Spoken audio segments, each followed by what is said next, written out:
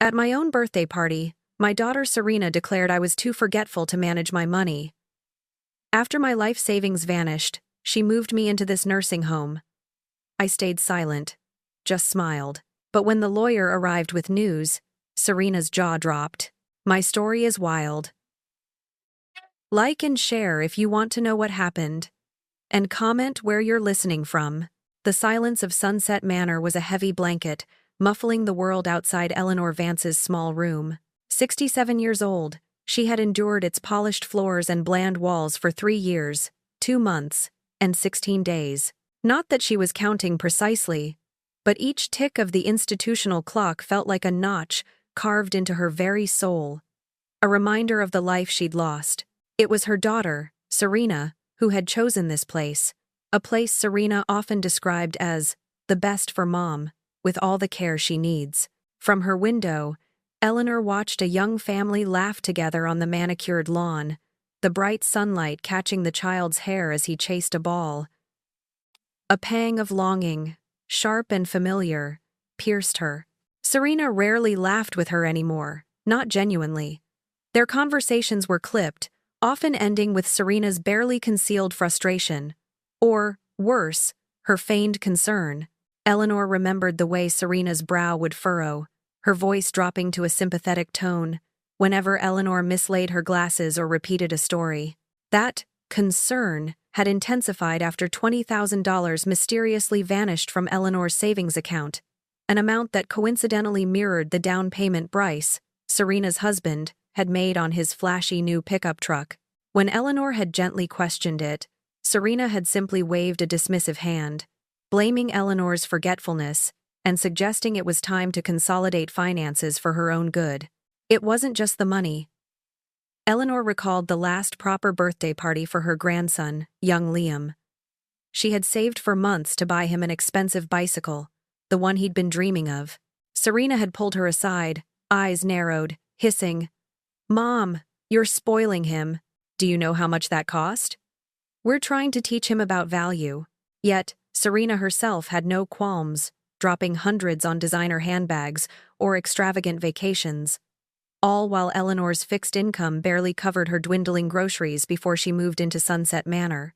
$4,000 a month. That was the cost of this gilded cage. $4,000 that could have sent Liam to that summer coding camp he desperately wanted, or helped Chloe, her granddaughter, with her college textbooks. The thought was a bitter pill, swallowed daily with her morning medication. Her savings were practically gone, swallowed by what Serena called necessary expenses. And now, the nursing home itself drained every penny of her pension. The rhythmic squeak of a shoe against linoleum broke Eleanor's reverie. Clara, one of the kindest day nurses, peered around the doorframe, her usually cheerful face now a mask of slight bewilderment. "Mrs. Vance, you have a visitor." A lawyer. Eleanor's heart, usually a steady drum, gave a sudden surprised thump against her ribs. A lawyer? Her few visitors in 3 years consisted mainly of Serena's perfunctory bi-weekly stops, usually lasting barely 20 minutes before she pleaded other commitments. A lawyer was unheard of. Why would a lawyer visit her? Her will was simple enough. Drafted years ago. Everything to Serena. With provisions for Liam and Chloe to inherit, should Serena predecease her. There was nothing contentious, nothing left to contest. A knot of apprehension tightened in her stomach. She was led to a small, sterile conference room, smelling faintly of lemon polish and stale coffee. A man rose as she entered, impeccably dressed in a dark suit, his gaze direct and serious. He extended a hand. "Mrs. Vance? I'm Elias Thorne. I'm an attorney, and I represent the estate of Arthur Vance." The name hit Eleanor like a physical blow. Arthur. Her older brother. Arthur Vance. She hadn't heard that name in what felt like an eternity. Certainly not in 5 years. "Arthur?" she managed, her voice a reedy whisper. "What about Arthur?" Elias Thorne's expression softened slightly. "I'm very sorry to inform you, Mrs. Vance, that your brother, Arthur Vance, passed away 3 days ago. A sudden heart attack. Shock rendered Eleanor speechless. Arthur. Gone. The last time they had spoken was 5 years ago. A petty, foolish argument over their father's antique pocket watch, a family heirloom Arthur had always cherished more than she did. He was a private man, always had been, preferring his own company and the quiet solitude of his life. She hadn't even known where he was living these past few years, just assumed he was somewhere quiet, away from the world. A wave of regret washed over her, the weight of those unspoken words and unresolved differences pressing down. He was very specific in his instructions, Elias Thorne continued, his voice gentle, and he was very concerned about your situation here. He paused, reaching for a document on the table. Arthur has left you something quite significant, Mrs. Vance. Before Elias could elaborate, the heavy oak door to the conference room burst open with an abruptness that made Eleanor jump. Serena swept in, her face a dramatic tableau of concern, followed closely by Bryce, who looked less concerned and more acutely curious. "Mom, what is all this?" Serena exclaimed, rushing to Eleanor's side and enveloping her in a suffocating hug that felt more performative than affectionate. "Clara told me you had a visitor, but she wouldn't say who. Why didn't anyone call me? You know I handle all of Mom's affairs." She then settled into the chair next to Eleanor, uninvited, her hand patting Eleanor's arm in a condescending gesture, her eyes already scanning the papers on the table. Bryce, meanwhile, positioned himself discreetly by the door, his eyes darting between Elias Thorne and the documents, a silent, avaricious eagerness in his posture. Eleanor, her mind still reeling from Arthur's death and Elias Thorne's astounding revelation, found an unexpected surge of firmness rise within her. She looked directly at Elias Thorne, then at her daughter, whose possessive hand still rested on her arm. "Actually, I'd like to hear what Mr. Thorne has to say." Elias Thorne, an island of calm professionalism, turned his full attention to Eleanor, pointedly ignoring Serena's indignant huff. He opened a folder. "Mrs. Vance, your brother, Arthur, passed away a wealthy man. He has left you his entire estate, which includes a 2,000-acre ranch in Yellowstone County, Montana." Eleanor stared, dumbfounded. "A ranch? 2,000 acres? Her Arthur?" The Arthur she knew had been a quiet, unassuming man who worked shifts at the local grain elevator, a job he'd held for decades. He lived modestly, wore the same worn jacket for years, and drove a beat-up sedan. The thought of him owning a ranch, let alone one of such impressive size, was utterly bewildering. She remembered their Uncle Richard, a distant, gruff man who had indeed lived in Montana. But that was a lifetime ago, a place of blurry childhood memories. Arthur must have inherited it from him, but still. Why had he never mentioned it? Elias Thorne slid a glossy photograph across the polished table. It depicted a breathtaking scene. A sturdy log home, warm and inviting, nestled amidst rolling green hills that stretched towards the jagged peaks of distant mountains. A bright red barn stood proudly nearby, and a clear stream meandered through the foreground. It was a picture of serenity and immense beauty, a world away from the sterile confines of Sunset Manor. Eleanor's breath hitched.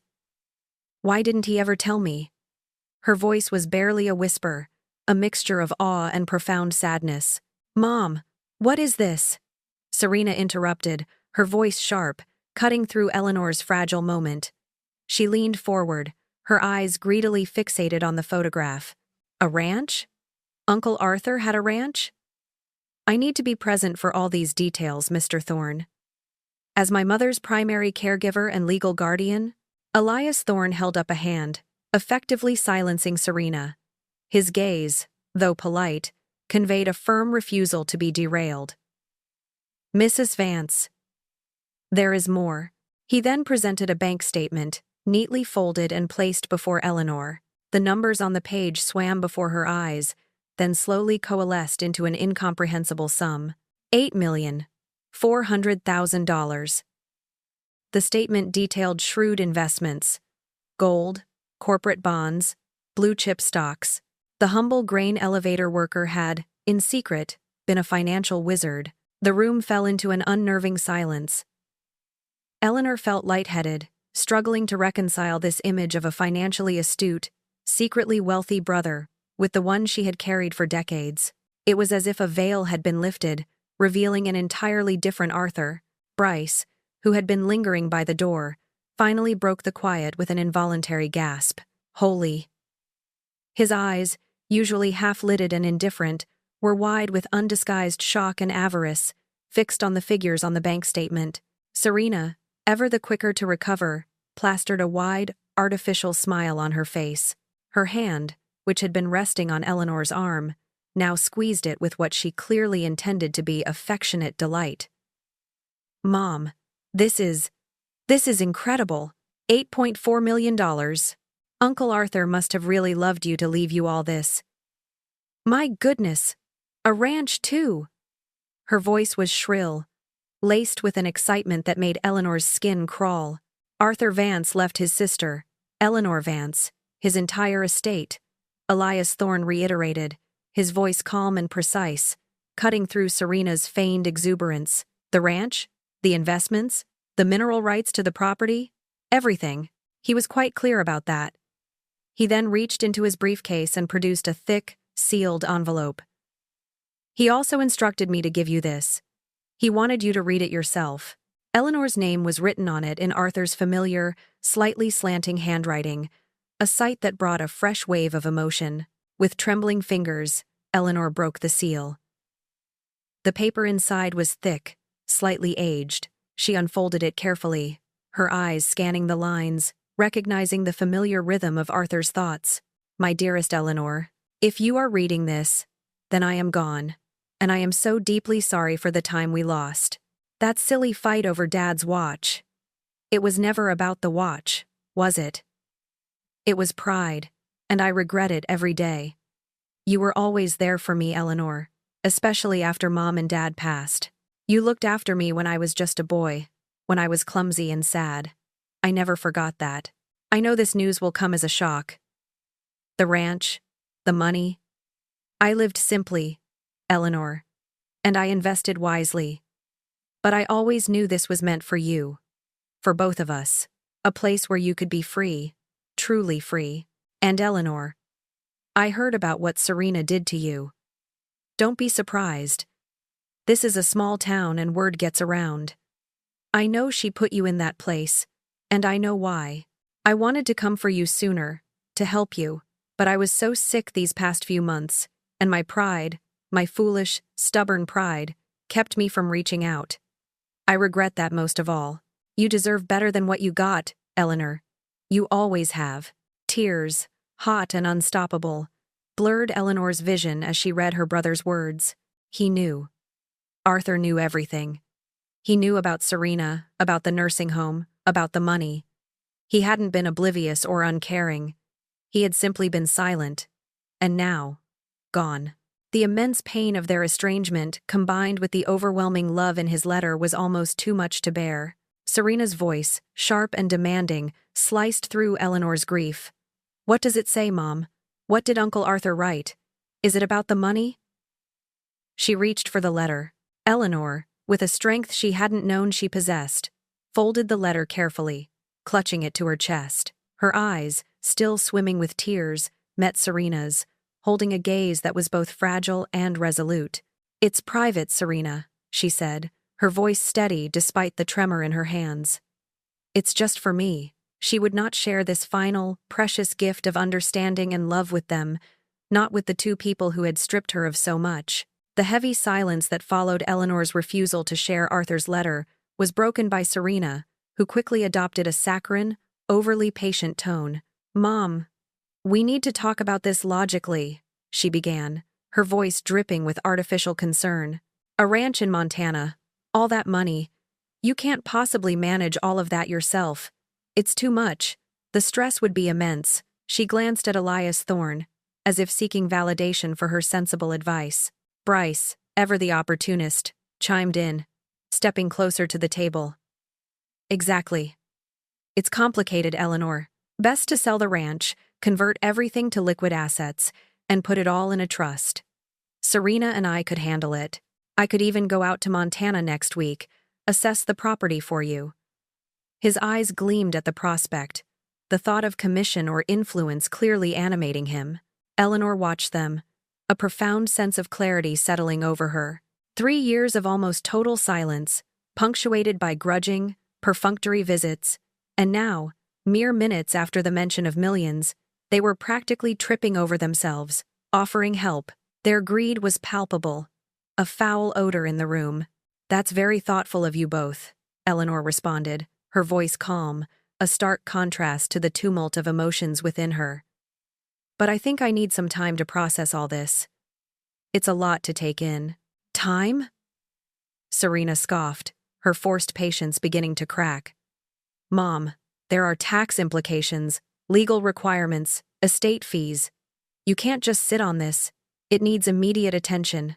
Elias Thorne, who had been observing the exchange with a professional detachment, interjected smoothly. "Mrs. Vance is absolutely correct. There is no immediate urgency. She has as much time as she needs to make decisions. My office will handle all necessary filings to ensure the estate is properly transferred and protected in the interim." His calm assertion deflated Serena's argument instantly.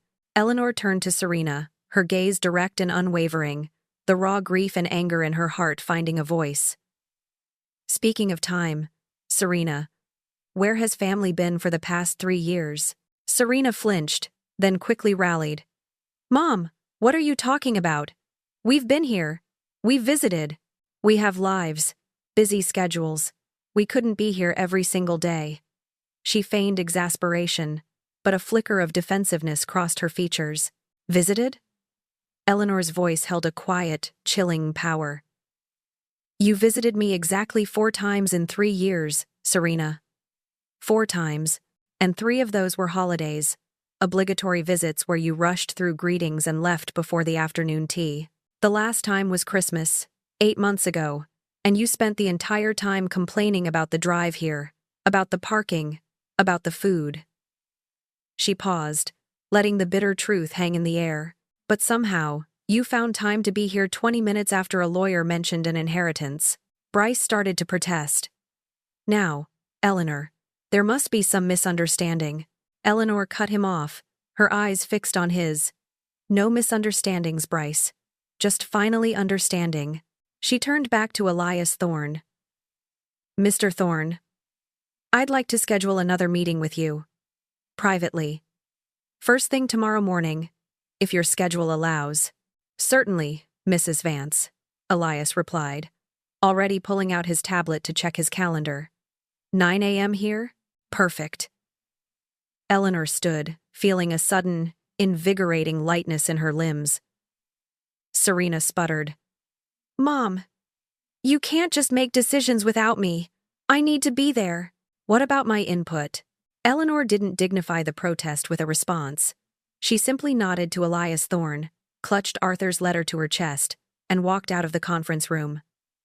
Serena's frantic calls of, "Mom! Eleanor! Wait!" faded behind her, unheeded.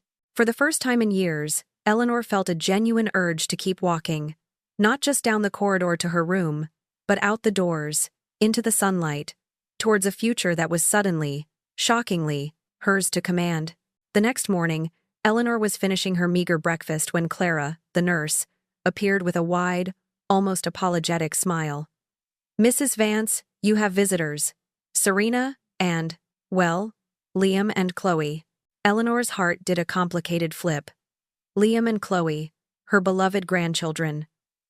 Serena rarely, if ever, brought them to the nursing home, deeming it too depressing for the children.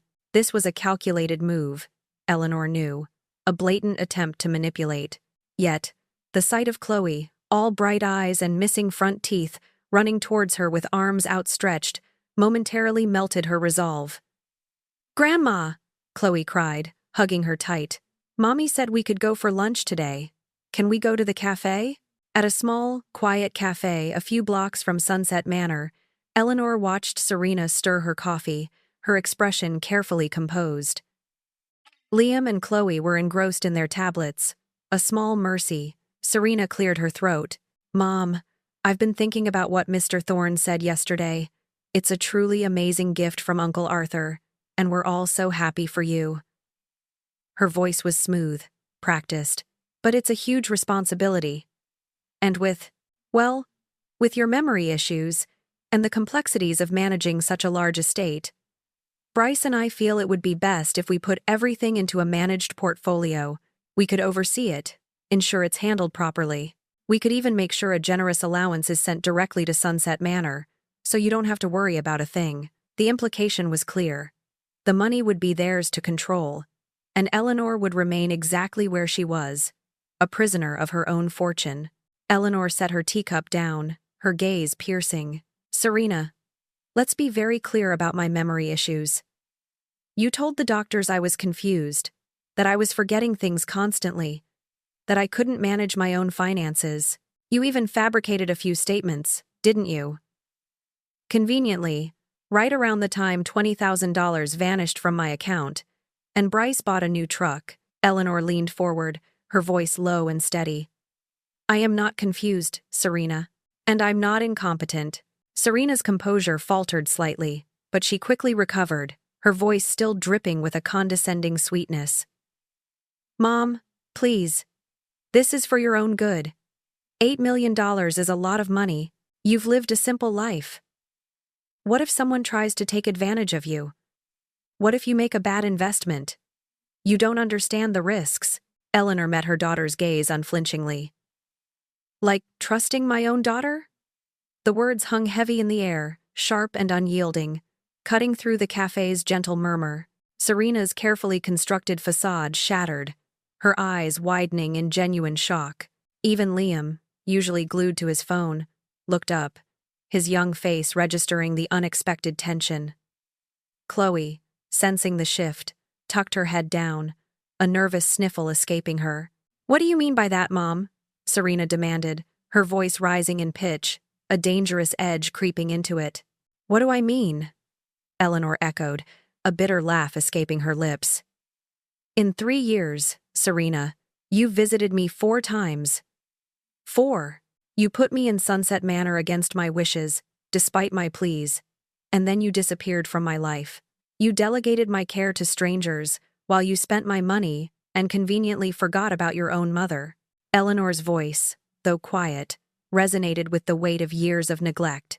You're not here because you care about me, Serena. You're here because you smell money, and you want to get your hands on it. Chloe, unable to contain herself, began to cry softly, her small shoulders shaking. Liam's eyes darted between his mother and grandmother, clearly distressed. Just then, Bryce, who had been lingering outside, likely sensing the escalation, stepped into the cafe, his presence an unwelcome intrusion. Everything all right here, ladies? He asked, attempting a placating tone, though his eyes betrayed a predatory glint. This is between Serena and me, Bryce, Eleanor stated firmly, turning her back slightly to him. It doesn't concern you. Bryce's easygoing facade dropped. It concerns me if my wife is upset, and it concerns me if you're making irrational decisions about our family's future. You're going to need us, Eleanor, when you inevitably make bad decisions and run out of money. The threat was thinly veiled, a clear warning. Serena, regaining some of her fury, seized on a new line of attack. And what about this ranch, Mom? What are you going to do with a ranch? You don't know anything about running cattle or managing property. You've lived in a small suburban house your whole life, she gestured dismissively at Eleanor. Eleanor leaned back in her chair, a thoughtful expression on her face. You're right, she conceded, surprising Serena. I don't know the first thing about running a ranch, but I can learn. I can hire people, competent people, to teach me, to help me. Arthur managed it, and I'm sure I can figure out how to be a rancher. Her gaze hardened. And if I can't, then that's my choice to make. I can sell the ranch and buy a nice house somewhere warm, or travel, or donate the money to charity. It's my choice to make, Serena. Not yours. Not Bryce's. Bryce, his face flushing with anger, slammed his hand lightly on the table, making the cutlery jump. What about Liam and Chloe's college funds? What about helping your own family? Are you just going to hoard all that money for yourself after we've done so much for you? Eleanor's eyes narrowed. Done so much for me? Is that what you call stealing $20,000 from my savings and then abandoning me in a nursing home for 3 years? Is that what you call it? Bryce? Serena surged to her feet, her chair scraping loudly across the cafe floor. Her face was contorted with a mixture of rage and wounded pride. Fine, Eleanor. Be that way. You want to be ungrateful and selfish, then do it. But don't expect us to be there to pick up the pieces when everything falls apart. She grabbed Liam's arm, and then Chloe's, pulling them roughly towards the exit. Chloe, her face streaked with tears, looked back at Eleanor, her small voice choked with sorrow. Are you mad at us, Grandma? Eleanor's heart ached. She shook her head, tears blurring her own vision. No, sweetheart. I'm not mad at you. I love you very much. She held Chloe's gaze for a moment longer, trying to convey a love that transcended the ugly scene. But Serena was already dragging them out the door, her fury overriding any concern for her children's distress. Alone at the table, Eleanor nursed her now cold tea, the clatter of the cafe fading into a dull hum. She had just declared war on her own family, on the only family she had left. A profound sadness settled over her, heavy and unyielding, but beneath it, a tiny spark of something else ignited. A quiet determination, a burgeoning sense of freedom. She wouldn't be Serena's victim any longer. The next morning, Eleanor met Elias Thorne in the sterile conference room once again. He looked at her with a gentle, understanding expression. Missus Vance? I believe Arthur anticipated some of these pressures. He left a few additional things for you, just in case. He opened his briefcase, revealing more documents, more pieces of Arthur's carefully planned legacy, designed not just to enrich Eleanor, but to protect her. If you think my story couldn't get any wilder, you're in for a shock. The truth about my daughter's betrayal is even darker than I imagined. You won't believe what Arthur uncovered. Stay tuned to hear the full story. Like, share, and subscribe to make sure you don't miss a single detail. Elias Thorne placed a second envelope on the conference table, distinct from the first. This one was sealed with dark red wax, bearing Arthur's distinctive initial, A. Pressed firmly into it, Arthur specifically instructed me to give you this. Mrs. Vance, only if anyone in your family tried to pressure you about the inheritance. He anticipated, I believe, what transpired yesterday at the cafe. Eleanor's hand trembled slightly as she reached for it. Her heart hammered against her ribs, a drum of nervous anticipation and a growing sense of dread. What else had Arthur known? What further layers of betrayal lay beneath the surface? She broke the wax seal, unfolding the letter within. Eleanor, if you're reading this, then it means Serena and Bryce have already shown their true colors. I hated that I had to prepare this, but I knew, in my gut, that they would try to manipulate you. Their greed runs deeper than you know, my dear sister. And it started long before you were placed in Sunset Manor. Do you remember when Dad passed away, and the house had to be sold? Serena told you there were significant repair costs and back taxes, didn't she? Lies, Eleanor. All lies. After our father's death, Serena fraudulently added her name to the deed of the house, effectively making her a co-owner without your knowledge or consent. She then pocketed $100,000 from the sale, claiming it was for expenses. I have the original deed, the forged document, and the bank records to prove it. Eleanor gasped, a small, choked sound. Her hands shook violently, the paper rustling. The house. Her childhood home. The sale had felt rushed, Serena so insistent about the immediate need for funds. Eleanor had trusted her, had grieved too deeply to question the figures. Serena had stolen from their father's legacy. From her legacy. Years ago. She continued reading, her eyes blurring with a mixture of shock and incandescent rage. That wasn't the end of it. 3 years ago, when you broke your hip and were recovering, do you remember Serena and Bryce spending so much time at your house, supposedly cleaning and organizing for you?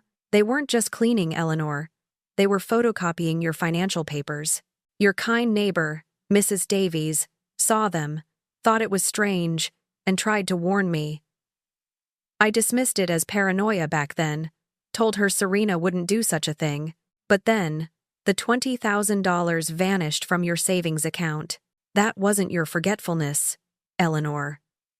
Bryce forged your signature on a withdrawal slip. He used that money as a down payment for his new truck.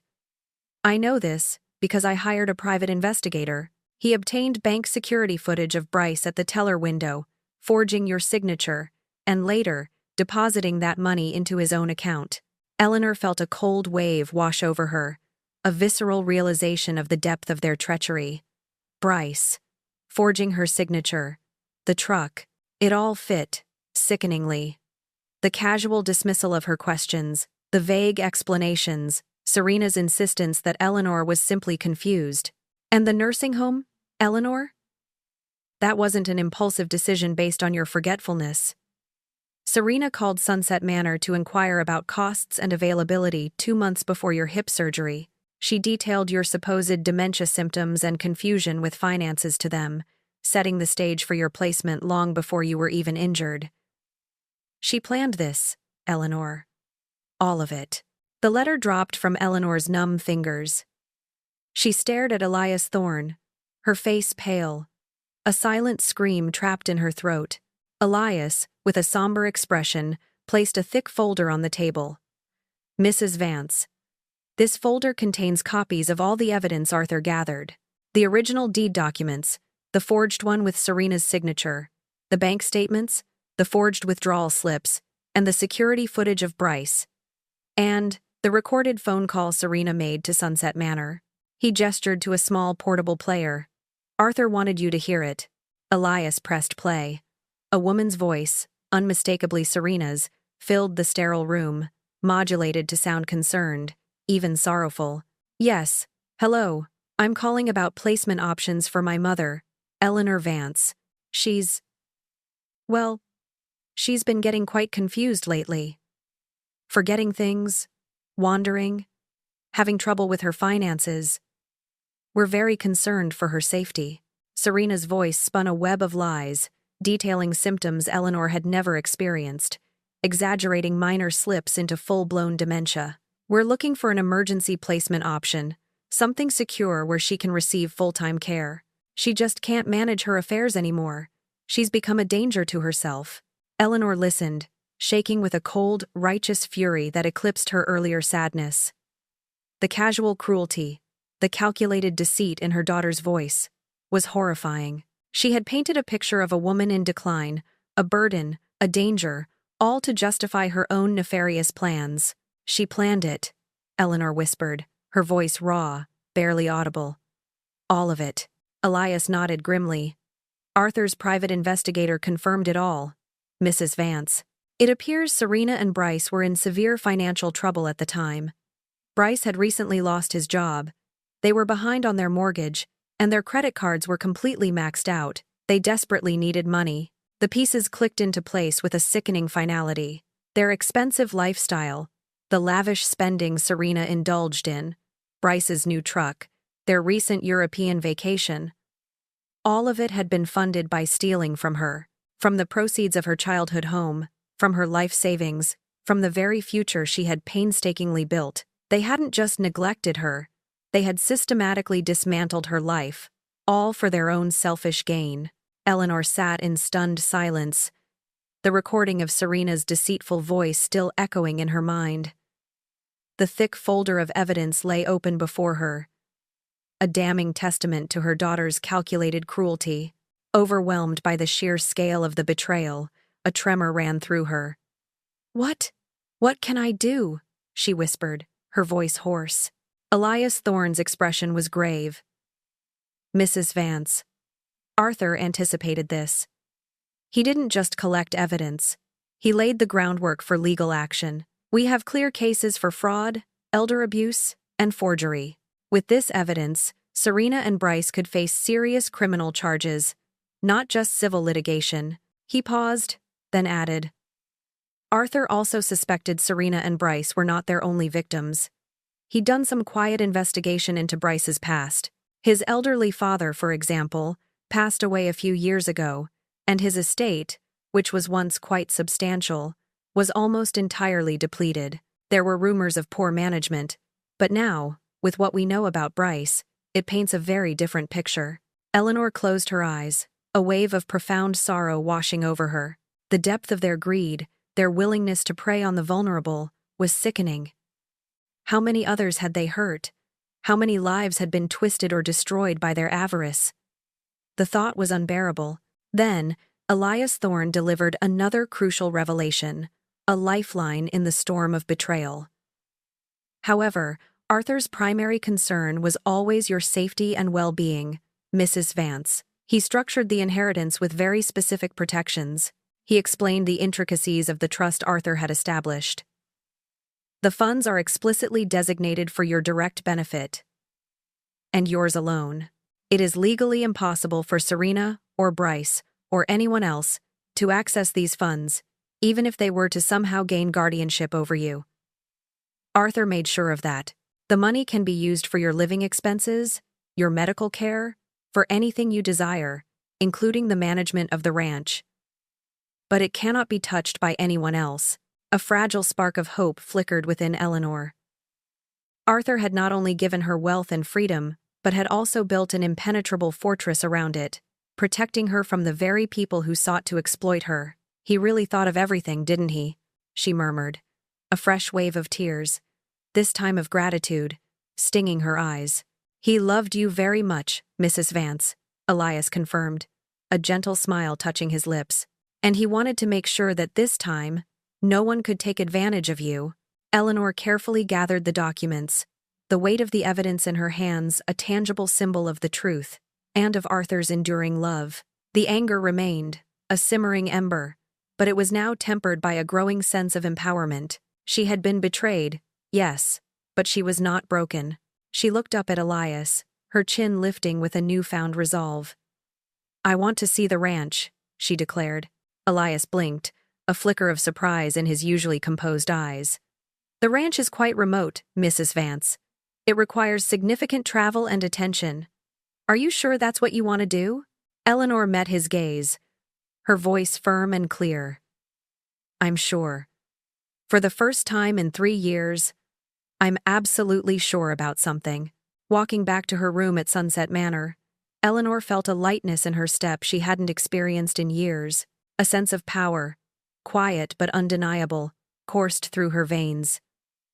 Arthur's truth, his meticulous planning, had armed her. Serena and Bryce had underestimated her, had seen her as a frail, confused old woman, easily manipulated and dismissed. They had believed her silence was weakness, her gentleness, foolishness. They were about to learn how wrong they were. 3 days passed, a blur of activity. Elias arranged for her flights and accommodation in Montana. Eleanor met with a financial advisor appointed by Arthur's trust, a woman as kind as she was astute, who walked her through the intricacies of her new fortune. With each conversation, each piece of information, Eleanor felt herself shedding the skin of the helpless victim and stepping into the role of the capable woman she once was. A deep peace settled over her as she solidified her decision. She would not just survive, she would thrive. On the 3rd afternoon, her phone, a device that rarely rang unless it was for an unwanted medical reminder, buzzed. It was Serena. Eleanor watched it ring 4 times, a small, triumphant smile playing on her lips, before finally answering. Asserting control, even in the smallest of gestures, felt remarkably good. "Mom, I'm so glad you answered," Serena began, her voice sugary sweet, as if the cafe confrontation had never happened. "I've been so worried. I was thinking about all this money. It's a lot, you know, and I've talked it over with Bryce, and we think it would be best if we set up a family trust. All 3 of us, as trustees. That way, we can make sure all the decisions are handled properly, no impulsive decisions. It would give you peace of mind." Really, the familiar script, the thinly veiled attempt to gain control, was nauseatingly transparent. "Peace of mind?" Eleanor repeated into the phone, her voice level, devoid of the emotion that coiled in her stomach. "You just called me 3 days after I found out about $8 million, Serena. If it was such an immediate crisis for my finances, where were you for the past 72 hours? Serena stammered, caught off guard by Eleanor's uncharacteristic directness. "Well, Mom, we were just giving you space. We didn't want to overwhelm you, but frankly, Bryce and I are concerned. Concerned about you making decisions that could hurt everyone. You've always been a bit naive when it comes to money. Mom, you always trusted people who took advantage. Remember that time you invested in Charles's pyramid scheme? Your poor judgment has left you vulnerable before. She paused, her voice hardening with thinly veiled contempt. You stayed in that low-paying job your whole life, and now look where you ended up. Alone in a nursing home, dependent on us. The cruel words, meant to wound and diminish, hung in the air. Eleanor took a deep breath. You're right, Serena, she said, her voice surprisingly calm. I did trust people who took advantage of me, and I certainly ended up alone in a nursing home. But I'm learning from those mistakes, Serena. I'm learning very quickly. There was a moment of silence on the other end, as Serena likely processed Eleanor's unexpected agreement. Eleanor pressed on, her resolve solidifying with each word. And speaking of decisions, I've decided to accept your excellent suggestion from the cafe. That, I make my decisions alone. What? Serena's voice was sharp, a hint of alarm now creeping into her tone. I am declining your offer to help manage my inheritance. Serena, Eleanor clarified, enunciating each word with deliberate precision, and I think it's time for you and Bryce to face the consequences of your own choices, not mine. What are you talking about, Mom? Serena's voice was now laced with panic. Uncle Arthur told you lies. He was bitter. He always hated me. He always tried to turn you against me. Lies? Eleanor scoffed, a bitter laugh escaping her lips. Are the bank records lies, Serena? The ones that show the $100,000 you stole from Dad's estate when you forged his deed and sold the house out from under me? Are the bank records lies? The ones that show the $20,000 Bryce forged my name to steal from my savings for his new truck? Are the security footage lies, Serena? Of Bryce at the teller window? Or are the 3 years you've kept me in this place, isolated and neglected, a lie? The phone line went silent for a moment, save for the faint sound of Serena's rapid breathing. Eleanor continued, pressing her advantage. Arthur didn't just tell me, Serena. He provided evidence. Bank records, security footage, recorded phone calls, everything. She paused. Then, with a chilling calmness, added, Would you like me to play the recording of your phone call to Sunset Manor, the one where you fabricated my supposed dementia symptoms to get me institutionalized? Mom, I can explain, Serena cried, her voice cracking, her carefully constructed facade crumbling completely. It's not what you think, Bryce. Bryce pressured me.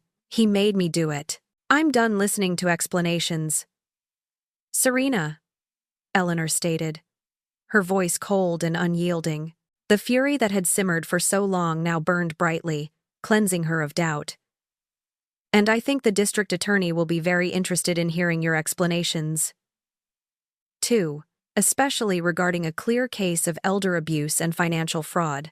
No, Mom, please. Serena's voice was frantic, desperation replacing her earlier entitlement. Think about Liam and Chloe. Think about what this would do to them. Don't ruin their lives. She was using her children as a shield, a last, pathetic attempt at manipulation. Eleanor's heart ached, but her resolve held firm. I have thought about them, Serena. I've thought about them a great deal. What exactly are you teaching them about family? That it's okay to lie, to steal, to abandon? What kind of example have you been setting? Serena's voice, now raw with fury, snapped. You want to cut us out? Go ahead. Be the bitter old woman everyone always knew you'd become.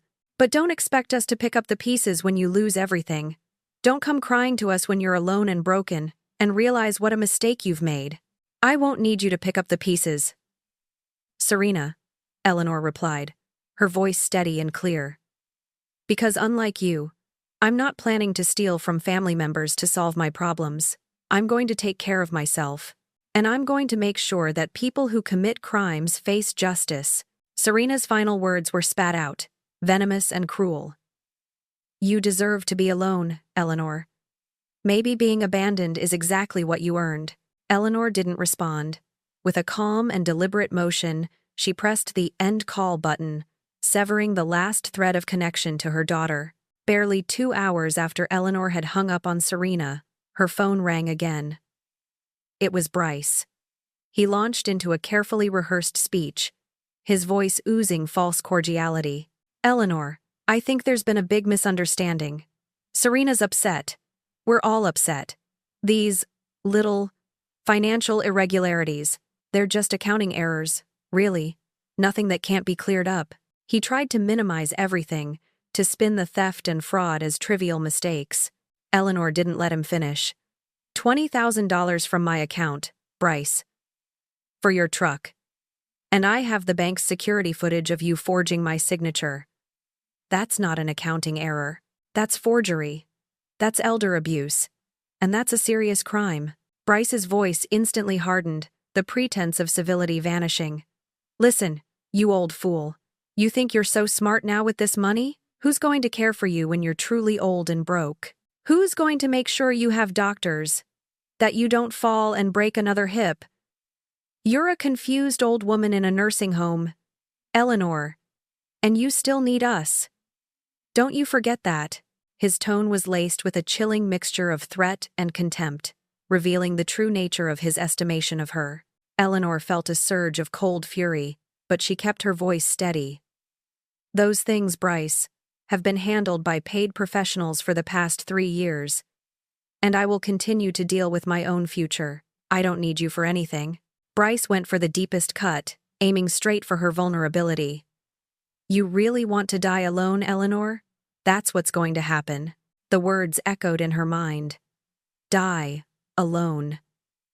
It had been her greatest fear for years, the unspoken dread that had allowed Serena to manipulate her, to isolate her. But now, after Arthur's revelations, after the clear vision of her daughter's and son-in-law's avarice, the fear seemed to lose its power.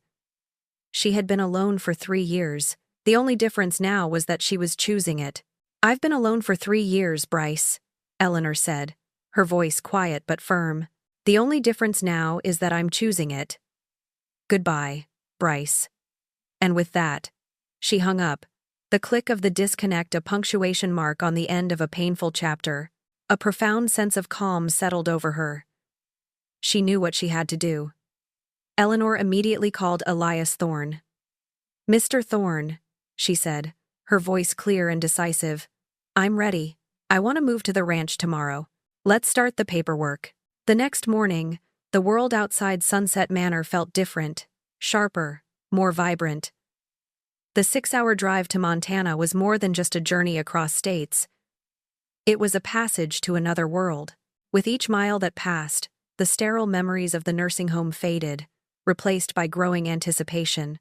The landscape transformed, the urban sprawl giving way to endless plains, then rolling hills, and finally, the majestic, snow-capped peaks of the distant mountains. When they finally arrived, the ranch was even more breathtaking than the photographs.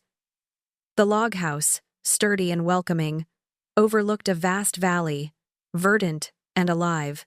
A gentle breeze rustled through the tall grasses, carrying the scent of pine and fresh earth. The sheer expanse of it, the quiet grandeur, stole Eleanor's breath away. This was Arthur's legacy, his secret life, and now, it was hers. A friendly, weather-beaten couple emerged from the red barn, their faces creased with smiles. Walter and Martha Thorne, a local couple who had maintained the ranch for Arthur for decades, approached her warmly. They had known of Arthur's deep concern for his sister. "Mrs. Vance," Martha said, her eyes kind. "It's a pleasure to finally meet you. Arthur spoke of you often, always with such love. He said you deserved better than what life had handed you." Her words, echoing Arthur's own, brought a lump to Eleanor's throat. Walter, a man of few words but steady presence, gestured around the property. "Arthur built this place up from nothing. 40 years he worked on it. It's a self-sustaining operation. Good cattle, good land. He left you a fine legacy, ma'am." Eleanor walked through the barn, the rich, earthy scent of hay and livestock filling her lungs, the soft lowing of cattle, the rustle of straw underfoot. It was all so real, so vibrant, so utterly different from the hushed corridors of Sunset Manor. It was a world of life and purpose, a stark contrast to the stagnant existence she had endured. She ran her hand over a rough-hewn wooden post, feeling the texture of the old wood, solid and enduring. Martha, observing her, her gaze gentle, asked, "Mrs. Vance, are you thinking of staying?" Eleanor turned, a soft smile gracing her lips. The coldness and fear were gone, replaced by a quiet strength. She looked out at the boundless horizon, at the mountains standing sentinel, at the vast, open sky. "I'm not just thinking of staying, Martha," she replied, her voice filled with a newfound clarity. "I'm thinking of living." That evening, as the sun dipped below the rugged Montana horizon, painting the sky in fiery hues, Eleanor sat in Arthur's old office, a room filled with the comforting scent of aged paper and leather. She called Elias Thorne, the decision solidifying with each breath. "It's official, Elias," she announced. "I'm staying. This is my home now." Elias expressed his pleasure. "Excellent, Mrs. Vance. I've already arranged for your medical records to be transferred. Dr. Vivian Lee, a highly respected local physician, makes house calls to the ranches out here. She's looking forward to meeting you." He chuckled softly. "And I dare say your renewed vitality might even surprise her." Over the next week, Eleanor settled into a rhythm she hadn't known she craved. Walter and Martha, the ranch caretakers, became her patient teachers, guiding her through the daily routines of ranch life. She learned about feeding the cattle, checking fences, and the subtle language of the land. She hired Daisy, a cheerful local woman, for housework and much-needed company. Through Daisy, Eleanor met other community members, quiet, resilient people who remembered Arthur with fondness and welcomed Eleanor without expectation or judgment. A profound experience for someone who had spent her adult life feeling valued only for what she could provide. On her 10th day at the ranch, as she was learning to mend a broken fence, her phone rang. It was Serena, her voice shrill with barely contained panic. "Mom, what in God's name are you doing? Moving to Montana?" "Elias Thorne told me." "It's insane. You're going to fall and break something, or forget your medication, or leave the stove on and burn the whole place down. This is dangerous." Eleanor, steadying herself against the fence post, allowed a small smile to touch her lips. "Funny, Serena. I haven't fallen. I haven't forgotten to take my medication, and I haven't left any stoves on. In fact, I just learned how to drive the ranch pickup." The image of her, a 67-year-old woman, behind the wheel of a dusty truck, was surprisingly empowering. "I'm calling Adult Protective Services," Serena threatened, her voice rising to a shriek. "They'll see you're not fit to live alone." "You're welcome to try, Serena," Eleanor responded calmly, "but Elias has already prepared a comprehensive file documenting my competency, my sound mental state, and, more importantly, a detailed account of your and Bryce's actions. It includes all of Arthur's evidence, ready for countercharges of elder abuse and financial fraud." Silence. A long, stunned silence on the other end. Eleanor continued, her voice filled with a quiet dignity. "I'm not moving away because I'm running from anything, Serena. I'm moving towards something better. Something you taught me I deserved when you showed me what I didn't deserve." Serena's voice, when it finally came, was small, almost broken. "I never meant for things to go this far." A pang of an old, familiar ache touched Eleanor's heart, but it was quickly superseded by a new strength. "Forgiveness doesn't mean forgetting, Serena," Eleanor asserted. "And it certainly doesn't mean letting it happen again." She paused. Then, "I'm not cutting you out of my life, Serena, but I'm not going to chase you anymore. If you want a relationship with me, it has to be based on respect. For me, and for the choices I make," she added softly. "Liam and Chloe are always welcome here, when they're old enough to make their own decisions about who they spend their time with." A month later, a small package arrived from home. Inside, Eleanor found a school photo of a smiling Liam and a colorful drawing from Chloe depicting a stick figure grandma on a ranch, with the words, "I love you, Grandma," scrawled across the bottom. A warmth spread through Eleanor's chest, a fragile bridge connecting her to the future. 2 months after that, her phone rang again. It was Liam. His voice hushed and hurried. "Grandma? Is it true you don't want to see us anymore?" he asked, obviously speaking from Serena's phone without her knowledge. Eleanor's heart broke and then hardened with resolve. "No, sweetheart, that's not true at all. You and Chloe are welcome here anytime your mother says it's okay."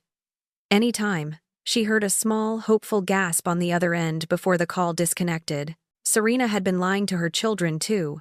Eleanor immediately called Elias Thorne.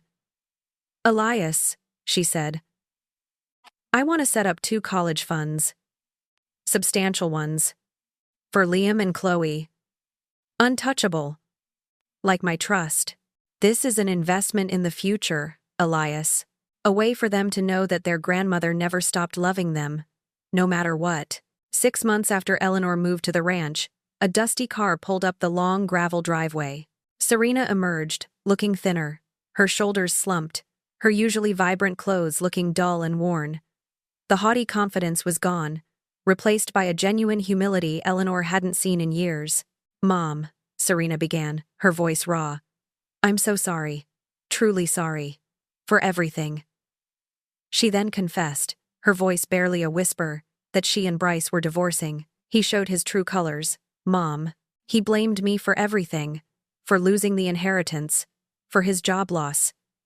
He was abusive. I finally saw him for what he was."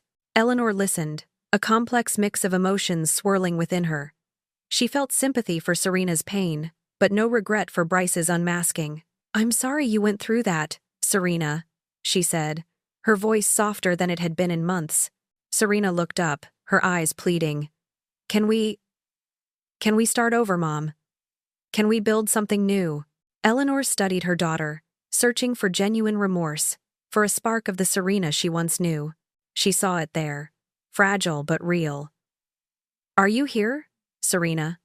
Eleanor asked, her voice steady. "Because you want a relationship with your mother, or because you want something from me?" Serena's voice was barely a whisper. "I want my mother back, Mom. I want to stop being the person who abandoned you."